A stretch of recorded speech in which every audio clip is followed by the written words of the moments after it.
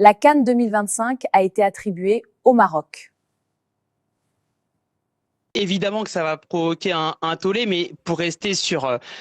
ce qui se passe là au cours des minutes qui sont en train de s'écouler, c'est plus un coup de tonnerre, c'est un désaveu déjà de la CAF d'une certaine façon, parce que le jury qui vient de prendre cette décision est un organe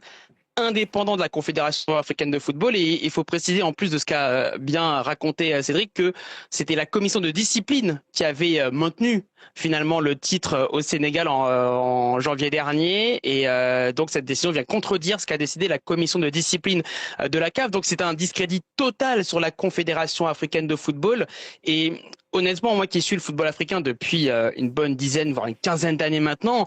on arrive quand même à être surpris par cette incompétence, et on est sous le choc ce soir parce que forcément c'est une onde de choc assez incroyable dans le monde du football, sachant que un trophée qui a été décerné, on le rappelle, la finale a eu lieu le 19 janvier dernier, donc il y a 2 mois, quasiment jour pour jour. On ne pouvait pas imaginer, surtout après la décision de la commission de discipline, que c'est être renversé de cette manière-là. On savait que la CAF allait réexaminer le dossier, ça on l'a su il y a quelques jours, mais de là à ce qu'elle décide carrément de donner le trophée, donc d'accorder la victoire 3-0 sur tapis vert à l'équipe nationale du Maroc, ça c'est complètement